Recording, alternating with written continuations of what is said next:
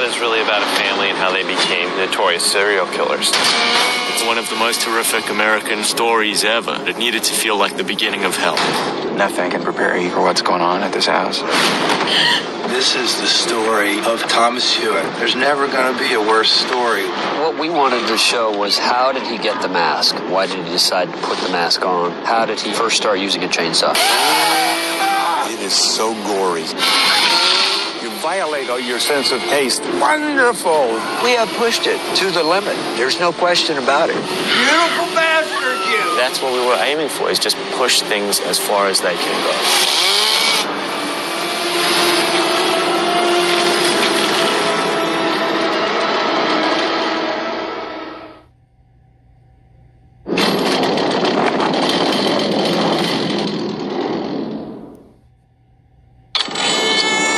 I saw the original 1973 Texas Chainsaw Massacre at a midnight showing when I was about 15 or 16. I remember sitting there totally stressed out, wishing it would end, but then not wanting it to ever end because I was having like the greatest film-going experience of my life. I was very apprehensive when I was asked to do the remake. I knew it would be compared to Tobe Hooper's rendition. It turned out so well. The audience loved the 2003 remake. It was hardcore. It didn't pull any punches. It was a real in-your-face, nasty horror movie. The audiences were starved for that. It became a big hit. We made the movie for $9 million, and the movie made $120 worldwide. The fans kept wanting another chainsaw. We talked about the idea of making another one, and we decided no. We were very happy with what we did, and the movie didn't need a sequel. Over the years subsequent to that movie, a lot of people come up to us talking about the family and what an amazing family and how did that family get that way. We sat down with Michael and discussed whether or not that's a compelling story. The first pick for the writer was Scott Kozar, who wrote the original. Scott, unfortunately, was not available. Sheldon, who he had worked with on Amityville Horror, was naturally the next guy we would go to. We started talking about what this movie is going to be. There were questions that we wanted to have answered in this film. There were characters who ended up the way that they were, and we wanted to describe how they became that way. In the 2003 movie, Old Monty has no legs, so we wanted to show how he loses his legs. Sheriff Waite doesn't have his front teeth. Look at that shit. And we're showing how he lost his front teeth. Now we go further into the franchise, establishing the definitive backstory, all the questions, the whys, the how in the world. The main idea was to show how Leatherface was spawned. That's the ugliest thing I ever saw. How did the love affair with the chainsaw begin? How did he become Leatherface? What's wrong with his face in the first place? All this plays against the background of some kids driving across Texas to enlist in the Vietnam War. Through a terrible turn of events, they end up right there in this horrible town. When the script came in as strong as it did, we were prepared to make it.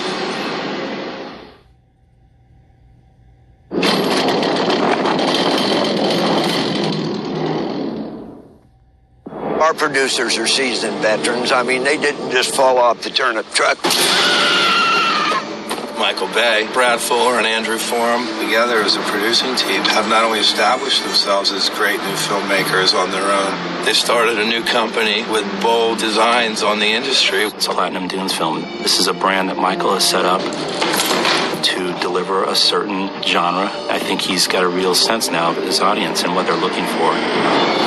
The whole idea is to do lower budget movies to help younger directors break into film. Action! Jonathan Liebsman has been in our life for quite some time now. When we were doing the original Texas Chainsaw Massacre, he was on our short list of 10 directors. Revolution and Sony scooped him up to do a movie called Darkness Falls, which took him right off of our list. He had a miserable experience, and he wanted to give up the business. I said, don't give up the business. Work with us, and I will help you, and it'll be a nice experience. When I first met Michael, it was one of the most inspiring meetings I ever came out of. We just spoke about films and filmmaking. To meet someone like Michael Bay and communicate at the level of a filmmaker makes you realize I can do this too. Jonathan was able to show us what he could do with that screenplay and how he could elevate it. That was all we needed to hear. Jonathan was our number one choice. Yes. Before I came to shoot, I watched all the dailies of Marcus Nispel's movie. I think what works about that film is the complete dedication the director and the actors had for that movie. That was a huge priority of mine to make sure to recreate that so we had the same feeling with this film. We look for kids that are kind of breaking out and that have done stuff. I always look for people that can be breakout to be stars. The 4 actors who we cast is the kids. Those are the people that the audience is going to relate to, and the emotions that these kids are feeling is what the audience is going to be feeling. You're always looking for people who are sympathetic, ultimately. I think one of the most frightening things for me as a director on this movie was wondering who the lead of the movie was going to be. If I don't have someone that good, I'm going to have to go way beyond my abilities to bring someone up there. Luckily for me, it was Jordana Brewster. Jordana is a dream to work with. She's incredibly intelligent. She's a smart actress. She makes great choices, and she really brings a lot to the table. Brewster is so talented. She pulls off someone who's vulnerable and afraid. Every time she goes in to save someone or help someone, you can tell that she doubts she'll ever make it through that situation. Let's roll, please. Rolling. It's a great challenge because we have to be at this sort of elevated state of anxiety for the whole shoot, basically. We tried to strike a balance between, complete heroine versus a girl who's just, a damsel in distress. I had a scene with Arlie Ermy where his character was sort of justifying what they do. You blasphemous bitch! This is redemption, lady! That's what this is! Really pissed me off, so I think I used that for the character too, in terms of just not wanting to surrender and not wanting to be one of their victims.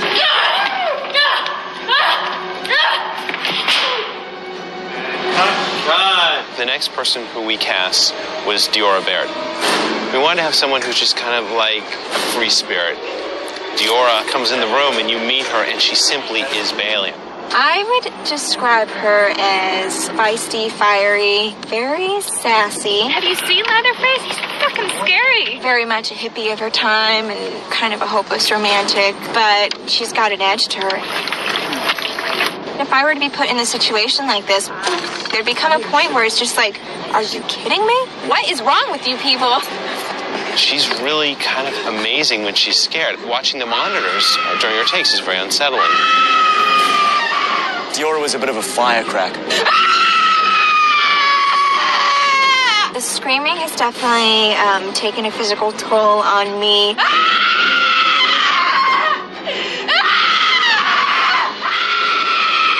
I was out here and I could hear it. Oh, it was blood-curdling. I just feel bad because I think the audience is just going to get so sick of hearing me scream. They're like, shut her up. That sucked. The next actor we cast was Taylor Hanley.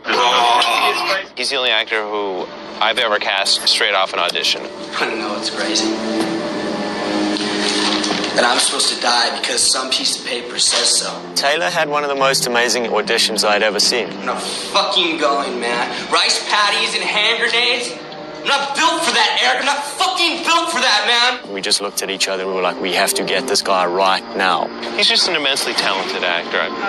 But when he gets up there, you just believe that he's going through it. And he goes through horrible, horrible things in this film. It's an infection through a series of misfortunate events. I've winded up here at the Hewitt house. I thought we just got all the blood off. Yeah. About to be tortured, maybe killed.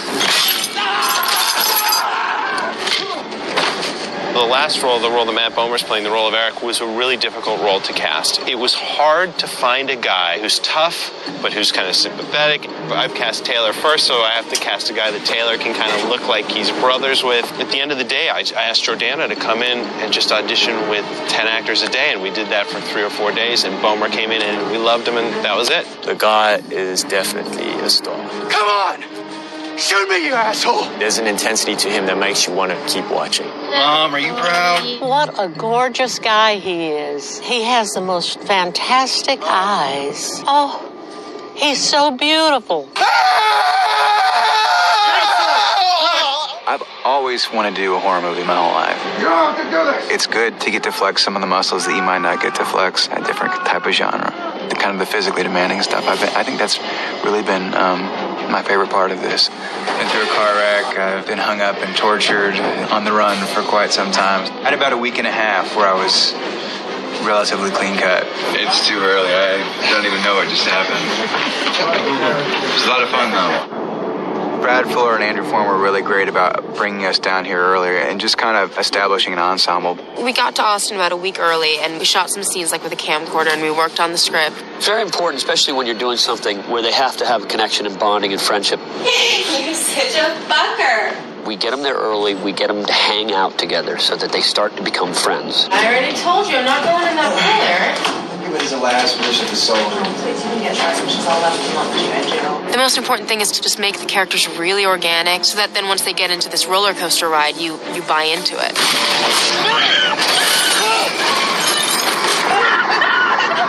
Another important thing for me was that we had the same family members. Kids okay? We knew that Arlie Ermey was coming back as Sheriff Hoyt, and we knew that Marietta Marriage was coming back as Luda May, and Terrence Evans as Old Monty, and the Tea Lady would be also returning. We will never abandon the place of our birth. When we cast the 2003 movie, getting Lee Ermey was like a mark of quality. Hey! You kids best not be making a mess in my car. You'll clean it up. He was such an icon for me from Full Metal Jacket. I will rip off your head and shit down your neck. He's the guy you love to hate. You just keep sweet-talking me, Dumpling. Brad called up and asked, would you consider doing another one? I'd love to do the sheriff again. Whoa! Look at that! Now that was one fine push-up there. Whenever you're doing these intense movies, it's always good to have a comic release. You fucking asshole! You son of a bitch! Come into my fucking house! He would give this bizarre reality to his character, but he was funny at the same time. You people thought this was easy. That's why we make the big bucks. It was fun sort of molding a bit of a character with him and exploring things which he explored in his head on the first movie but never got a chance to actually act out. Let's face it, Hoyt is a sexually perverted homicidal maniac. The most entertaining, colorful, shocking, dastardly character that I've ever played. Ladies love a man in uniform. This is fun for me. Marietta is a seasoned veteran, a very accomplished actress. She was competing with Marilyn Monroe back in the 50s, for Christ's sake. I did, believe it or not, glamour roles. Singing and dancing and television and radio. I'd done just about everything. You see what you done? You killed that sheriff and you started up a whole whirlwind. You know, an actor who's been working that long has a lot of ideas. She came up with her singing to Diora, which to me is one of the creepiest things in the movie. Hush, little baby, don't say a word. Uncle Monty. Pretty little rascal, ain't you? Terrence is a great guy, and he's a fantastic actor. He is Uncle Monty.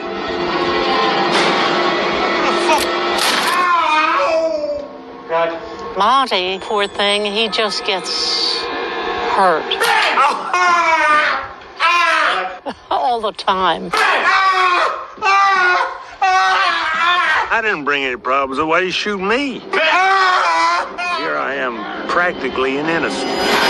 Someone who we also thought was very important to us was bringing back in Bernarski, who played Thomas Hewitt, Leatherface, because we were very happy with everything he did in the first movie. I was born to wear the mask. There's nobody that's going to be as scary as me or bring what I can bring to this character. Here I am for the second time playing this iconic role. Andrew is crazy. He's a big physical beast. The first time I saw him as Leatherface was in the middle of a scene. It scared the shit out of me. I mean, he was into it. He was committed. Really giving 150%. He's an extremely physical guy. He has to run around with that chainsaw and 40 pounds of clothes and a mask you can't see through, and he's willing to do that and embraces it. He is so into being Leatherface, it's awesome. For a role like that, you have to commit, and he does. Maybe a little too much. He is so strong. I don't even think he realizes how much strong, because usually the actors give and take. I never got a chance to give. It was a little nerve-wracking, I have to say. What's so fantastic about him is he honestly believes in this character. He loves this character so much. When he puts on that mask, he becomes this guy. And as everybody will see, he really is Leatherface. Andrew's gone. I get to play such a great character. It doesn't bother me ever that he doesn't speak or that I have not the usual tools that most people rely on. When you take away one's primary tool of communication, all that's left is your body language, your eyes, your emotion in your face. At certain key points in the filming and the discussion about the character, all they've had to say to me is, remember, this is not the Leatherface that we already know. This is the story of how a man becomes such a monster. In the 2003 movie, there was much more focus on the 5 kids that were traveling across Texas and less focus on the family. When we decided to make the prequel, we were going to shift the focus to the family and really show where they're coming from. In general, they were just really kind of just this innocent farm family, kind of struggling to survive. This family has endured through adversity and pain. These people live in such solitude. I think the lack of human contact has produced this surreal reality for them.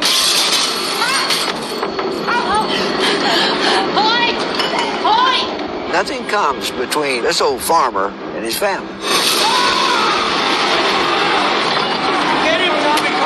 This is like a feral pack of dogs, but there's enough that bonds them, and there's enough natural primal necessity to solidify that as a family unit. I was hungry and he gave me meat. I was thirsty and he gave me drink. These people don't think it's abnormal at all what they're doing. Just do whatever you're gonna do, you bunch of degenerates. I will not have you speak ill of this family. To them, it is absolutely normal when you go through those doors. It's their rules, and nothing else applies.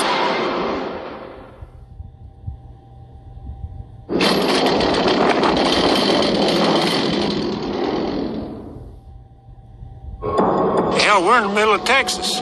Where else would you go to shoot this movie? It would be weird if you were shooting the Texas Chainsaw Massacre in Vancouver. Let's face it, in Texas you have every climate, every terrain. It has the hills, it has the flat country, and this house. A lot of our movie plays in the middle of nowhere where there's no people around. Help me! We kind of had to find places where you could look 360 degrees and there was nothing. I think that's one of the things that makes this franchise so scary. You're in this void, basically. There's nothing here. There's nobody here to help you. And that's the whole point, is like if there were people driving by all the time, they'd be like, hey, there's somebody killing someone with a chainsaw. There are no sets in this movie, so everything is an actual location. When you can film on location and not build your sets, it's real. You know, you're not walking off the set and you're looking and you're in some warehouse. Y'all have some beautiful things in here, ma'am.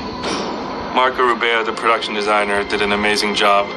One of the strong elements of the last movie was the production design. We had to bring that into new locations like the slaughterhouse, bring back the Hewitt house in the basement 3 years earlier than they were in Marcus Nispel's movie. Action! I think we were actually trying to make a different film, and in a lot of ways we kind of ended up doing a lot of similar things that they did, especially with the same sets. We sort of made sure we matched a lot of things so that the viewer could tie some certain elements together.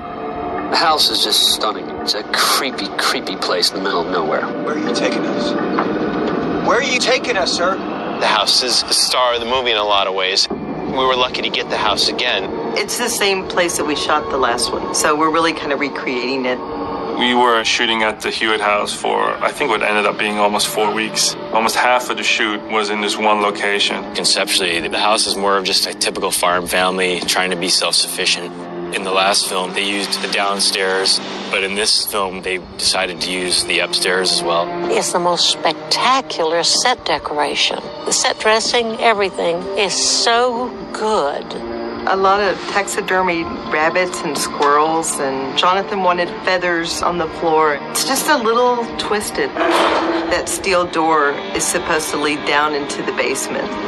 You'll see it in the slaughterhouse, and then you'll see it as the basement door.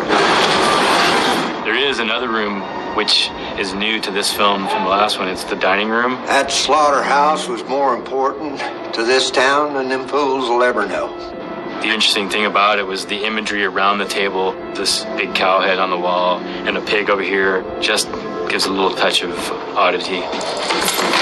When we decided to use the Hewitt house, the basement at that house did not work for us. We were lucky enough to find a closed down cotton gin that had an amazing basement. We basically had to just put it back to very similar to what it was for the previous film. That meant a little bit of building and plaster and paintwork. One of the things that you'll notice most of the basement is the bone grinder. It's circular, it's always backlit. We had to have a couple things like that tied it together. There was also new things too, like the table that Eric gets sawn through. The slaughterhouse, which you'll see in the movie right now, was all Marco. We walked in, there was nothing. It had a ceiling, there was not even any walls. He was able to do some sketches, build us a model, and show us exactly what it would look like. We see the slaughterhouse in two different time periods, 1939 and 1970. For the exterior in the 1939 version, we've enhanced all the lettering. Everything's wet down a little more, and the dumpsters are there for the action where Luda May finds baby Leatherface.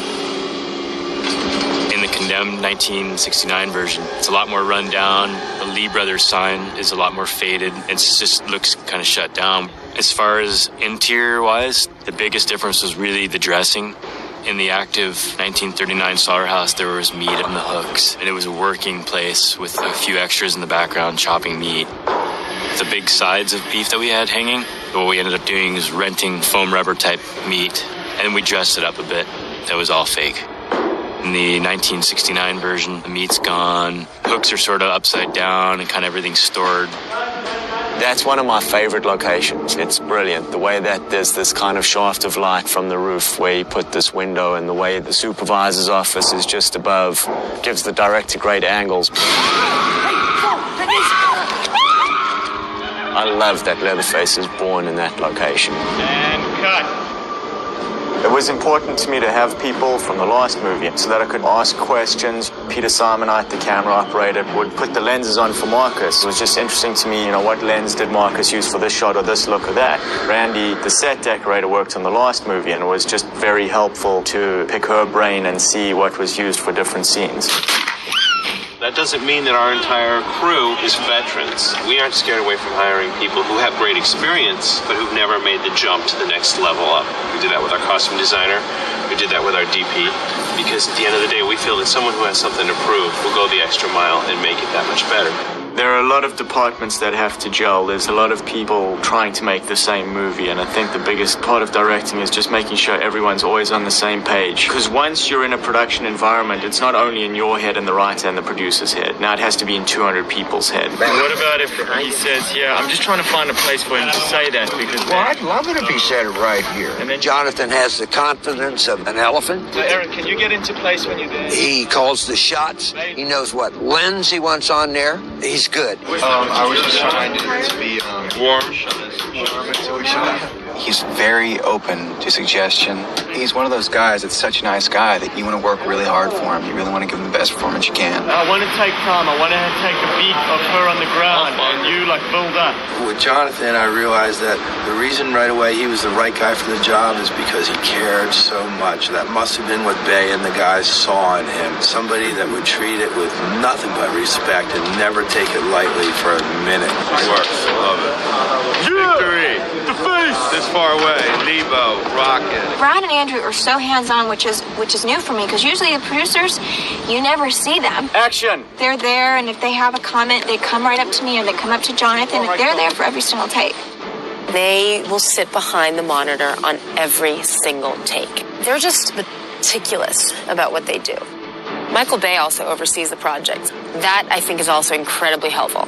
Michael watches the dailies, he develops the scripts, he's aware of everything that's happening on set. I mean, definitely, I think some of it should be, on her hands. You know what I mean? If there's any problem, Bay's always available.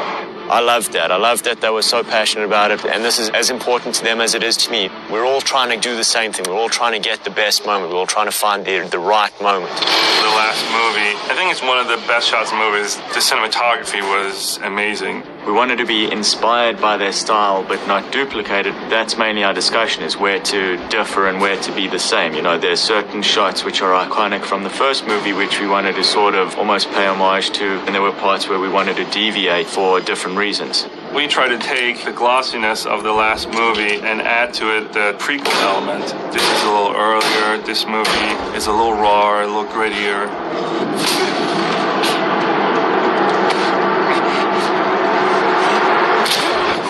going for a little bit more of a documentary kind of feel, a little bit looser, almost a touch less stylized. It's just intense. Handheld, hectic, everything feels sort of staccato. We had 2 sync sound cameras, and our third camera was a Nary 235, the lightest camera out there. We call that Lucas Cam because it's instead of steady cam, it was kind of just me doing whatever with the camera. Whenever the steady cam was too smooth and we really wanted a lot more energy, John would always be like, it's time for Lucas Cam. We had smoke in so many of the sets and the atmosphere. It's such a big part of the look of these movies is that you can feel the air and it's kind of dingy and never wants to be too clean. Jonathan has a really interesting way of putting the camera. He's always putting stuff in front of the camera so that the camera's sort of viewing through things, looking through blades of grass or looking over the steering wheel or looking through the crate. Jonathan was very, very supportive of a gutsy look. He was always like, darker, darker. He knew exactly what he wanted to see and what he didn't want to see, which helped me to be gutsy in my decisions. When I work with Lucas, there's a shorthand in the understanding of what I'm going for in a shot. Handheld on Matt, and I need handheld on Dean, and then maybe come back and just follow Hoyt.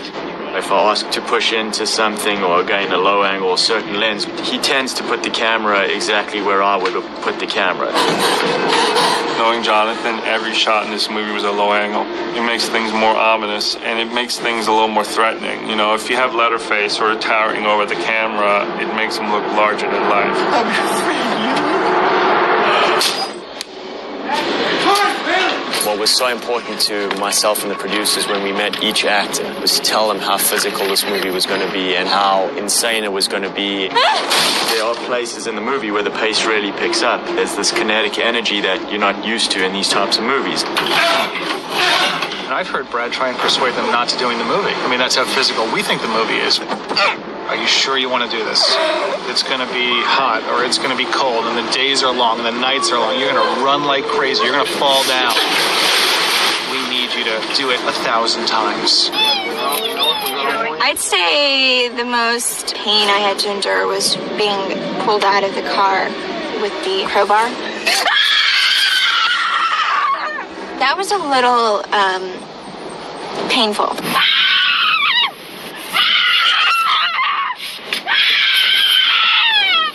I'm just being tortured. There was a scene where there's a hoe under my back. Getting the feeling back in my arms was the most excruciating thing I'd ever felt. I was like pins and needles the whole time. I got made fun of initially because I run on a treadmill at the gym. Andrew Form told me that I looked like I was running in the Chariots of Fire. So then they told me to run messy and with your arms up in the air. I was way faster than all the camera operators. So I was like, well, how's that? You have a 35-pound chainsaw. It's smoking right into your face the whole time you're doing it. I'm running after 20-something kids who are fast and fresh. Insane. But so what? No, I don't think there's anything physical that I can't do in a film. I'm that over 60 body that has an 18-year-old mind. Boom. When the scene calls for me to bash my head against the concrete pavement, that's exactly what I do. Action. Halfway to the count, dickhead. Is that all you got, motherfucker?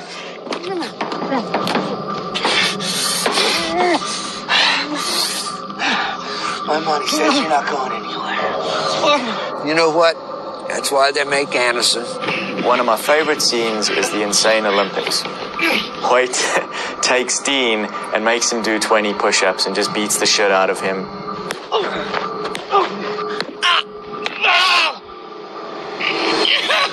We shot the push-up scene over a period of 6 or 7 scattered days. In the first 3 days, I was feeling okay, getting beat with the baton and getting stomped on. After 12 hours of getting hit, and there's so many setups, I was like, stop, okay, come on. Can we just double her? And poor Matthew, too. I mean, they were shooting second unit for like hours with Matt just chained to that table. That, to me, would be torture. But he was cool with it. Scream for me, Matt. Chainsaw, and blood as soon as you can. I've really enjoyed doing some of my own stunt work. You know, getting dropped from the car was really fun because it was kind of like my own private roller coaster ride. They just strapped me in. I was the only one in the car, and they dropped it. I knew if they were letting me do it that it had to be safe. We actually wrapped Matthew's head in the saran wrap. Shit. Now look what you did. You broke my goddamn self. I'm sorry. I was concerned about that, and Matthew was a little weary of it, too. I am somewhat claustrophobic, and to have your hands tied and have saran wrap wrapped around your face, it's pretty gruesome. Even if you leave a little gap down here for him to possibly breathe, the first time he goes, you know, that little gap just clings shut, and so now the kid's out of air. If he was having a problem, if there was any problem at all, he would indicate by making a certain move. Please, sir, can you let him breathe, please? Matt, you all right? I would just knock my knees together. That was kind of my cry for help. Anytime I was thinking about complaining or anything like that, I just figured, well, it's going to be a really good scene in the movie, so it'll be worth it.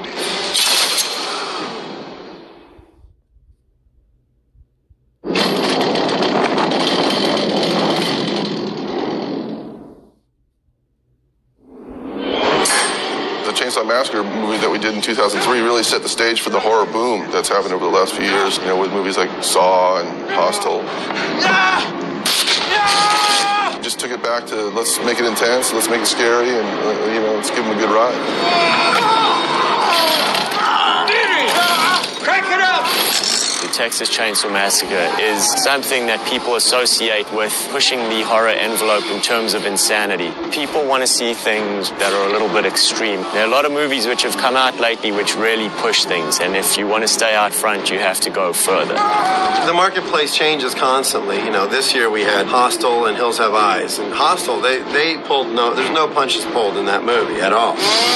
The guys that went to see Hostel and Hills Have Eyes are going to go see Chainsaw and expect it to be kicked up a notch. Our special effects people, these guys have done a killer job. We have a really, really good relationship with Michael Bay and the producers of Platinum Dunes. We did a couple gags on the first Chainsaw movie. We did Amityville Horror. We were just wrapping on The Hitcher. We've sort of become their in-house makeup effects guys. Those guys know this world very well. They've done over 500 horror movies or movies that had effects or blood in them, so they know what we want. It's a hard thing to do because it has to look real. The real challenge with this movie was the design of Leatherface. Can't do it by myself. I can make the face scary, but not until they make the face.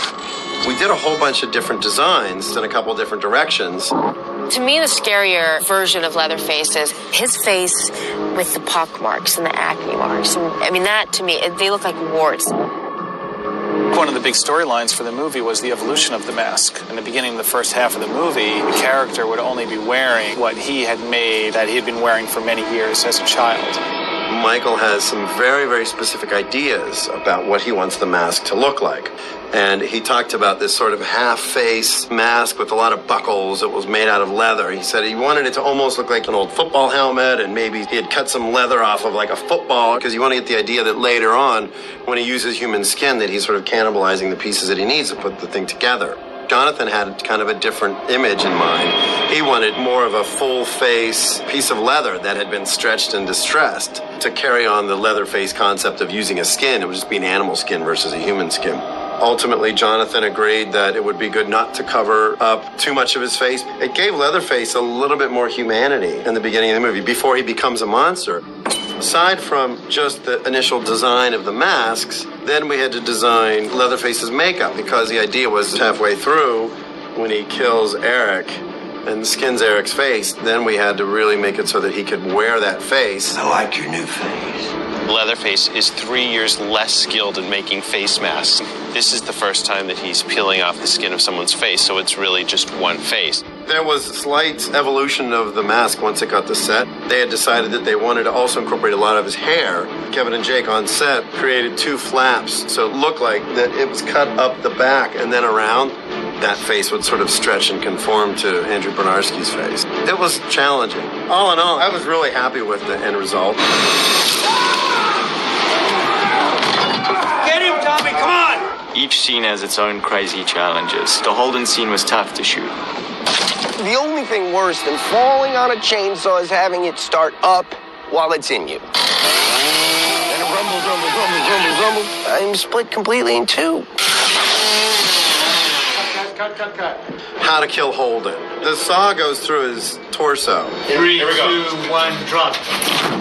We had the dummy on the ground, and we actually built a little platform a couple inches high, and we left a groove for the saw to be able to go into. We had to secure Holden's body down. We literally drywall screwed through the body just to make sure that when the chainsaw touched it, it just didn't stop.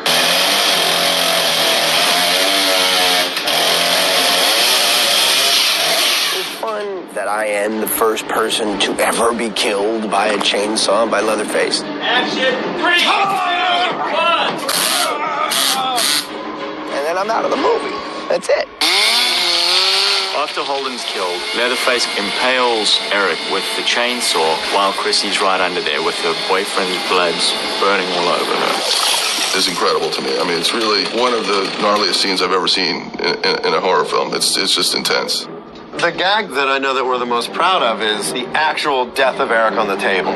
What we ended up doing would be to build a full dummy of the guy that had a cable-operated head and neck so that the head and the neck could be moving around, and then the whole chest area was filled with fake entrails and blood. And they could actually take the saw and go...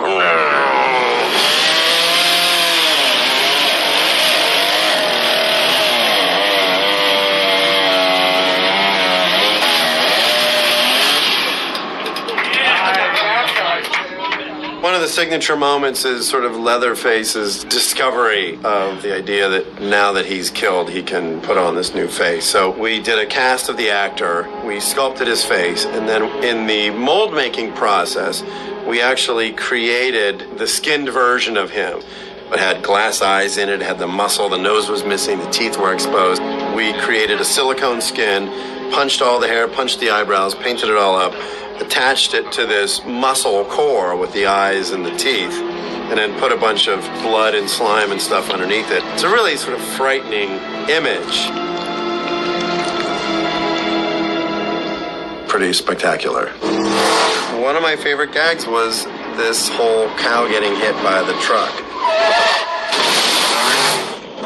Anytime anything fast comes in contact with a body filled with liquid, it all of a sudden atomizes and vaporizes into liquid. It's like suspending a bag of guts in midair and hitting it. I came up with this idea of making a fiberglass cow so you could just fill it up like a bathtub. The top shell part was removable, and we filled it with fake entrails and fake bones, and then we screwed it all together. So when the car hits it, it just becomes a shower of gore.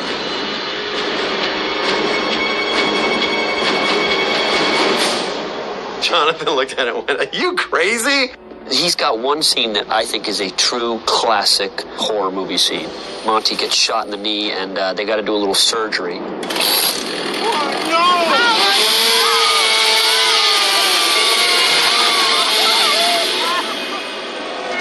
I can't tell you how realistic it was.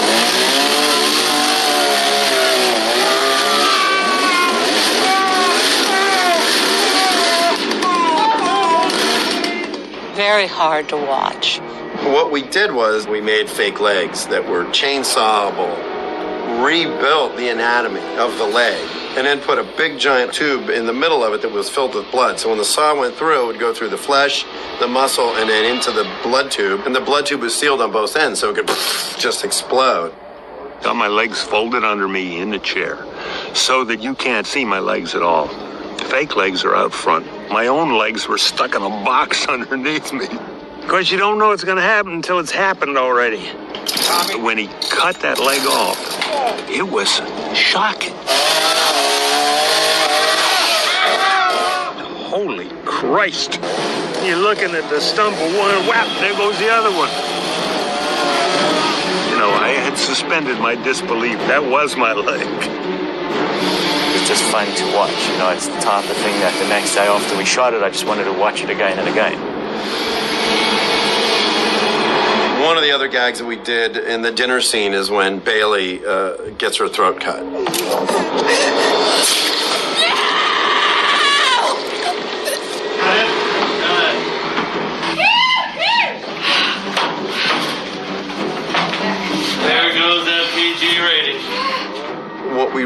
wanted to do, something you don't really get a chance to see often, is we wanted to make the prosthetic thick. A lot of times when you do slit throats, the prosthetic is very thin with a little blood bladder underneath it, and the blood pours out. The appliance was sculpted specifically thicker, knowing that the camera was going to be at a certain angle, so you would actually see some depth to it. Excuse me, I don't know what happened. We shot a couple different variations where it's like really fast or really slow, lots of blood and then not quite so much blood. Literally did it 9 times, I think. It's really a violent action. And then you got this really cool moment where Dean gets in front of Leatherface and Leatherface just impales him from behind.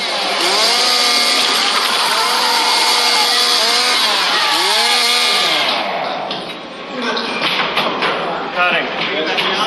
Set him down, set him down. Before I get stabbed with the chainsaw, they put a half a chainsaw and they'll tape that onto me, and then they'll put a revolving piece in my back, and so it'll look like I've been stabbed through. There's your Christmas card, Taylor. That was a tough scene to shoot. He had to be on a harness, lifted up. Tough for Andrew Bernarski too, because he had to keep him still so the harness wouldn't go all over the place. And then after that, they'll put the molded torso in the clothes that I have, and they'll show the stabbing. You get the effect of seeing the chainsaw going through my body. Poor little Taylor Handley, dead. Then it's just Chrissy and Leatherface. Chrissy gets to the car and fuck knows what the ending's gonna be. When you really sit back and start thinking about this movie, you go, well, wait a second. It's the prequel, and Leatherface is still around to create havoc in subsequent movies, so everybody has to die. We had several discussions about how to kill Chrissy. But we talked a little bit about having Leatherface come across the seat and stab her. But what if he guts her? What if he stabs her here and brings the knife upward and all her insides sort of spill out? We ended up building several torsos and sort of left it up to whatever they felt was dramatically the best. This is Leatherface. He uses a chainsaw. That's his calling card.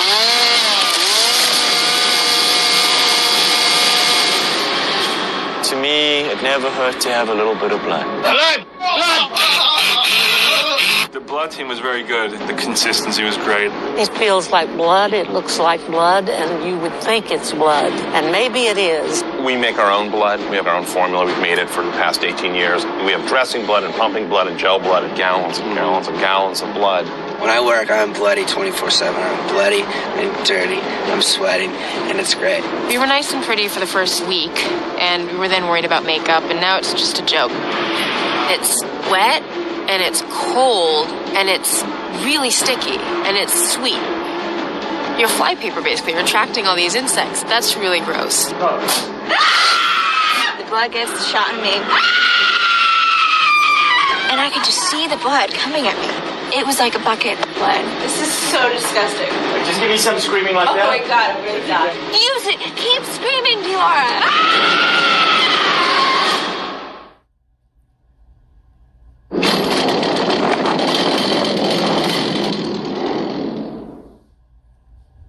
I think when it comes to a picture like this, in terms of trying to build suspense, you clearly have to approach the editing and the storytelling and the building blocks differently.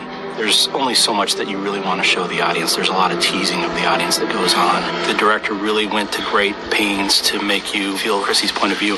As the audience, we can only see kind of what she sees. And of course, we go full frontal and show the whole thing. Steve Jablonsky did the music. He was able to take that mood that he had created in the first one and expand on it. If you listen closely to the score, you can hear almost like a breathing. Well, a lot of it happens when Leatherface is on screen.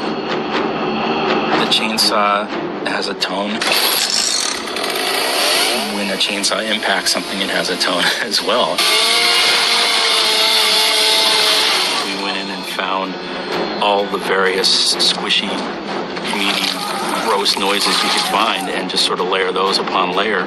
We're not going to show somebody's face getting peeled off cell by cell, but you're going to hear it. The Texas Chainsaw Massacre is like the granddaddy of horrific slasher.